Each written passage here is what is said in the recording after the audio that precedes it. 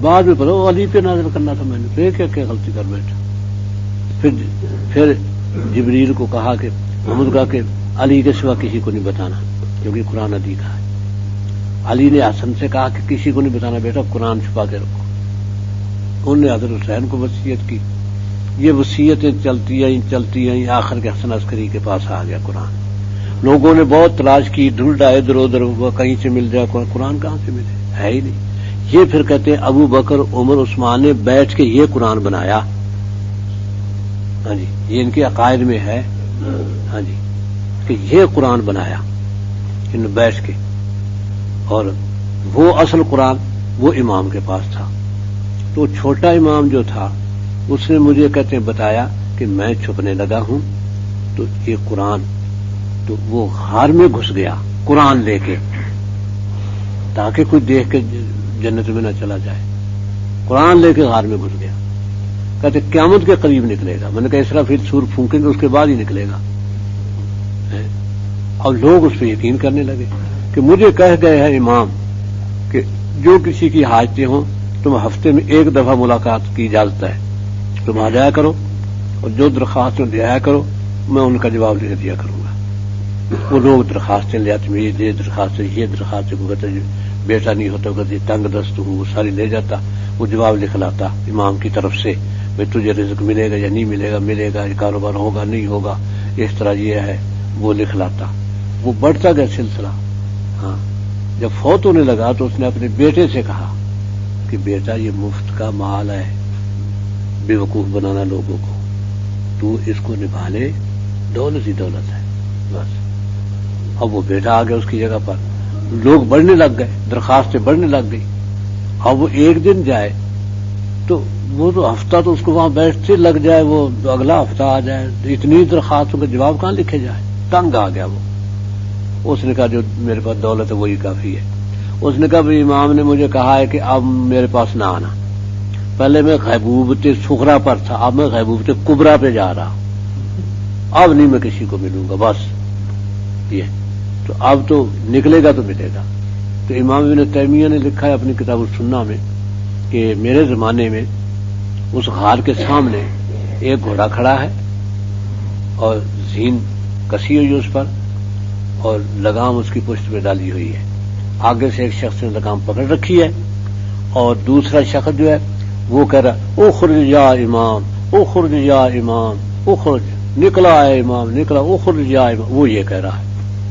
ان سے پوچھا گیا بھی کیا بات ہے؟ 8 گھنٹے ڈیوٹی ہوتی ہے، 8 گھنٹے کے بعد دوسرے آ جاتے 3 گھوڑا اور 2 آدمی، وہ بدل جاتے تینوں کے تینوں. تو یہ اس طرح سے گویا یہ 3 دفعہ بدلتے ہیں. لیکن کوئی کہ ایسا نہ ہو کہ یا کوئی بھی نہ گھوڑا امام نکل کے بھاگے. کہتے امام نکلے گا تو بھاگ جائے گا کیونکہ دشمن قتل نہ کر، وہ اندر ہی پڑا رہتا. تو اس لیے گھوڑا کھڑا کیا ہے کہ امام جلدی سے نکلے، چھلانگ لگا گھوڑے کے اوپر، ہم آگے سے آتے بھاگ جائے امام جدھر بھاگنا ہے، اس لیے گھوڑا کھڑا ہے. تو پھر اب آپ پتہ نہیں کیا حال ہے وہاں کا، اب تو معلوم نہیں ہے. ہاں، کیونکہ عراق میں ہے نا وہ سرمن را غار، جس کو سامرا کہتے ہیں. اب اسے پہلے سلام سرمن را، یعنی خوش ہو گیا جس نے دیکھا غار ایسا کوئی خوبصورت، خوش ہو گیا جس نے دیکھا.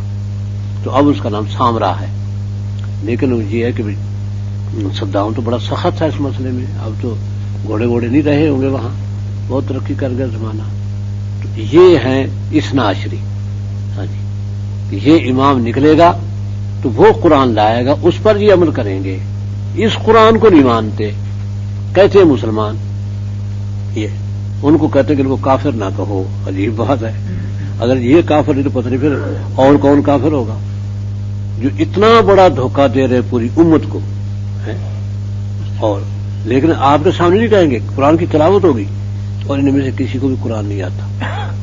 جو سنا ہے وہ کبھی اجتماع ہوتے اوقاف میں ان کو تلاوت، تو بسم اللہ، یہ طریقہ ہوتا تلاوت کا، کوئی لفظ صحیح نہ ہوتا. ہاں جی، کیونکہ قرآن پڑھتے ہی نہیں، اس لیے کیونکہ یہ تو صحیح کتاب ہی نہیں ہے. بس اس لیے پڑھتے اس لیے کہ تقیہ کر کے کہ ہم نہیں ہم قرآن پر ایمان رکھتے، جھوٹ بولتے. یہ ہے کہ قرآن اس میں نازل ہوا، اس رات میں، اس رمضان المبارک میں، شعبان میں نہیں نازل ہوا کہ شعبان کی رات کو، شعبان کی رات ان کی ہے، اثنا عشری شیعوں کی، یہ تو یہ بشہر رمضان الذی فیہ نزل فیہ القرآن، یہ کہ شہر رمضان انزل فیہ القرآن، یہ رمضان کا مہینہ ہے جس میں قرآن نازل کیا گیا، ھدی للناس، تو ہدایت ہے لوگوں کے لیے ہے۔ ظاہر ہے کہ ہدایت سے تو بڑی نعمت ہی دنیا میں نہیں ہے، بادشاہت تو ختم ہو جاتی، ہدایت تو ختم نہیں ہوتی، ہدایت مرنے کے بعد سب کچھ ختم ہو گیا، ہدایت نہیں ختم ہوتی، کیوں کہ ہدایت نے تو آگے کام دینا ہے۔ یہاں بھی ہدایت تھی تو ہدایت میں اللہ نے عزت دی، اور قبر میں آگے قیامت میں ہدایت کی جنت میں لے جائے گی۔ سب سے بڑا انعام انسان کو ہدایت کا ملا ہے، تو کیوں نہ وہ مہینہ محترم ہو جس میں ہدایت دینے والا قرآن نازل ہوا، کہ تمام لوگوں کے لیے ہدایت ہے۔ ہدایت نہ ملے تو انسان کوڑی کا نہیں،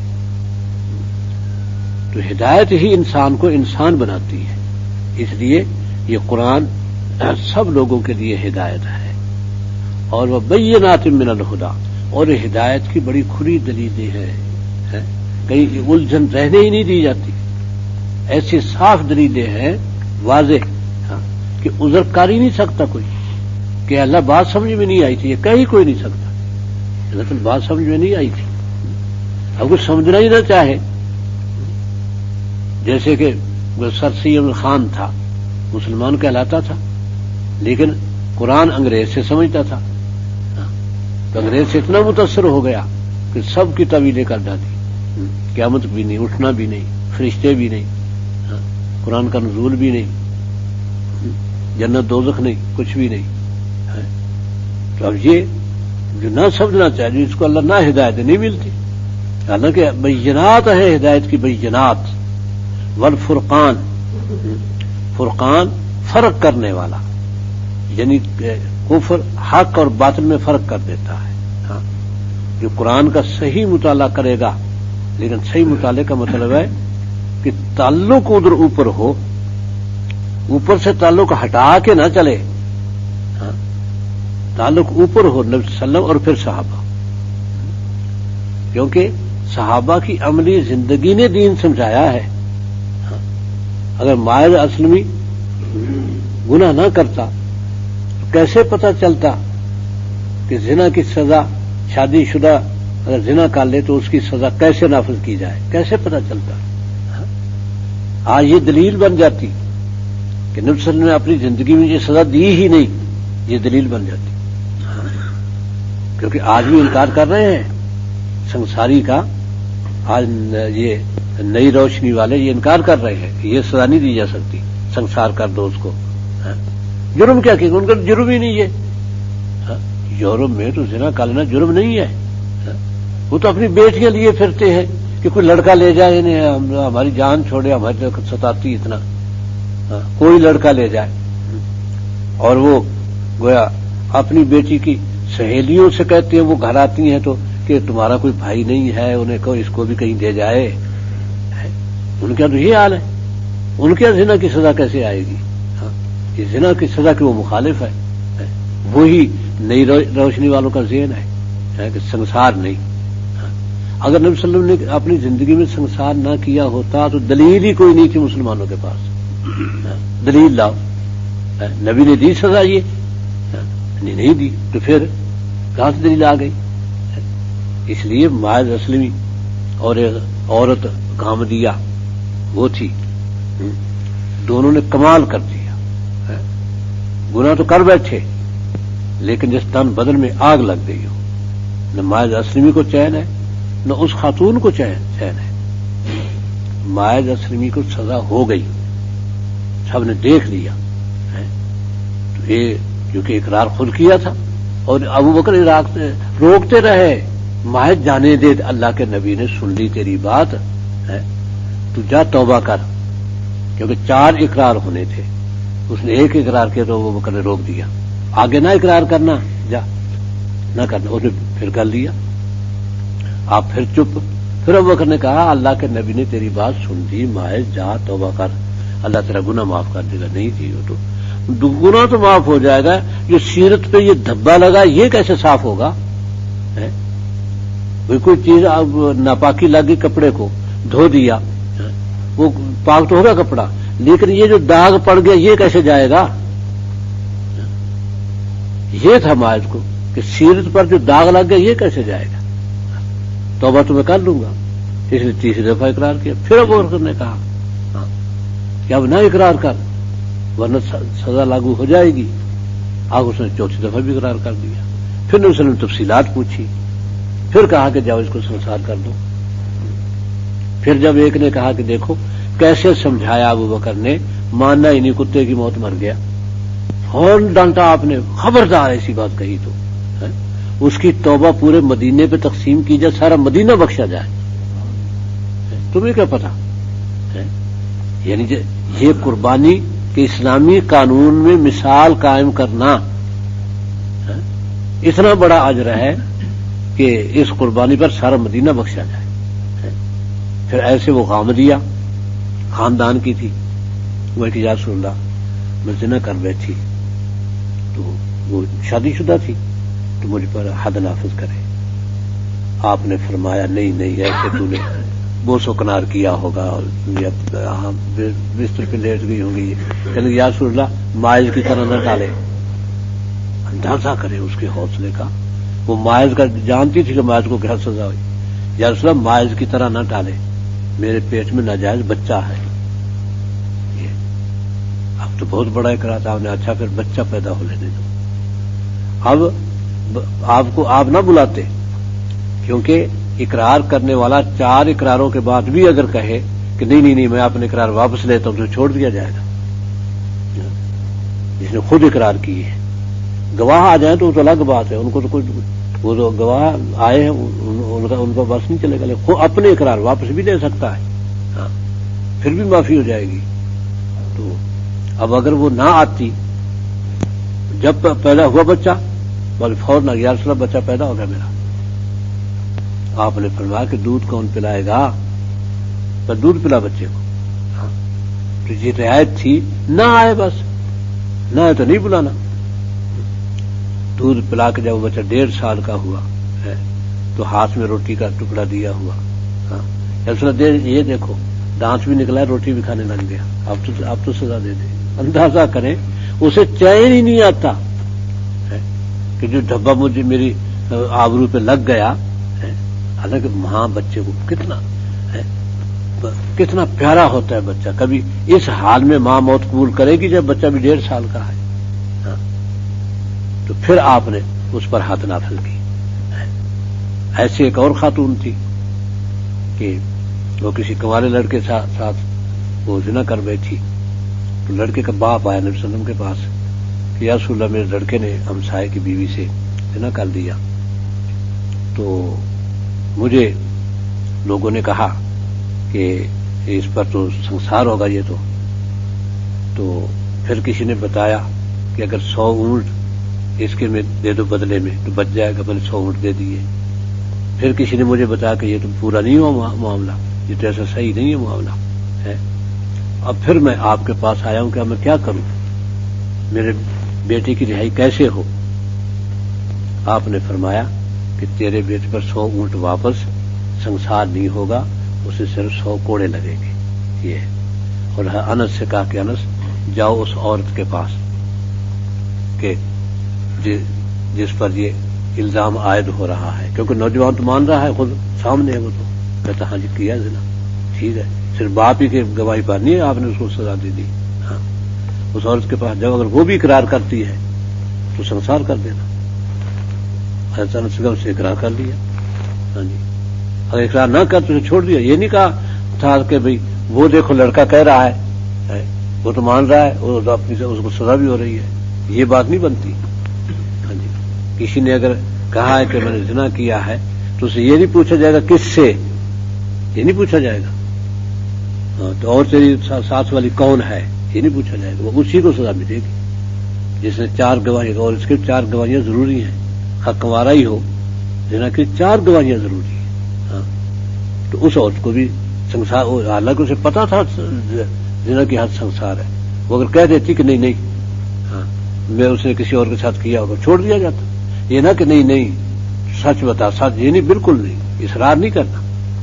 اگر وہ سادہ سا انکار کر دی نہیں میرے ساتھ نہیں، ہاں میں اس کام میں نہیں ہوں، اتنا کہہ دیتی، وہ واپس آ جاتا ہے کہ نہیں جی اس نے نہیں اقرار کیا، ٹھیک ہے.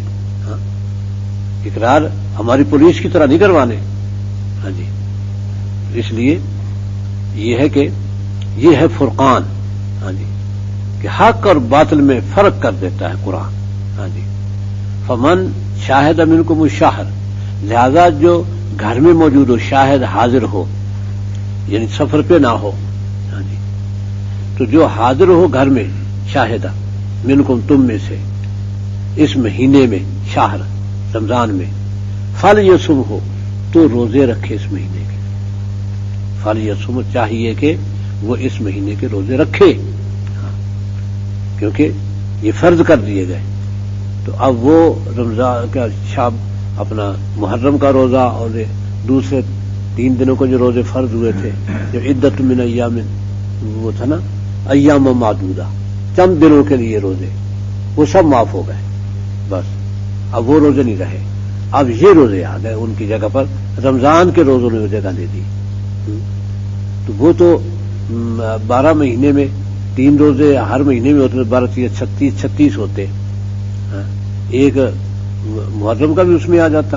ہاں جی تو یہ 36 وہ 3 روز محرم کے 3 روزوں میں شامل ہو جاتا. تو وہ 36 کے بجائے اب 30 اور 30 ہو گئے پورے مہینے کے. آسانی بھی ہو گئی اور لگاتار ہو گئے. ہر مہینے میں الگ سے اہتمام نہیں ہوگا، ایک دم ہی رکھ دیے جائے سارے. ہاں تو یہ ہے کہ اس مہینے کے روزے رکھے. لیکن پھر وہ من کان مریضن، یہ چونکہ پہلے بھی تھا لیکن اس وقت مہینہ مخصوص نہیں تھا، تو کوئی یہ نہ سمجھے کہ وہ آیت منسوخ ہو گئی. ہو سکتا تھا کہ یہ مہینے کے روزے فرض ہو گئے تو وہ آیت من کان منکم مریضن وعلی سفر عدۃ من ایام اخر، جو تم میں سے بیمار ہو جائے یا سفر پہ ہو جائے تو دوسرے دنوں سے گنتی پوری کرے. ہاں یہ کہیں پہلے رعایت تھی، شاید اب نہیں رہی، اس لیے اس آیت کو دوبارہ دہرایا کہ یہ رعایت ہے رمضان میں بھی. ہاں کہ من کان مریضن، جو بیمار ہو، او علی سفر یا سفر پر ہو، فعدۃ پھر گنتی پوری کرنی من ایام اخر، دوسرے دنوں میں جتنے ناغاں ہو گئے بیماری میں یا سفر میں.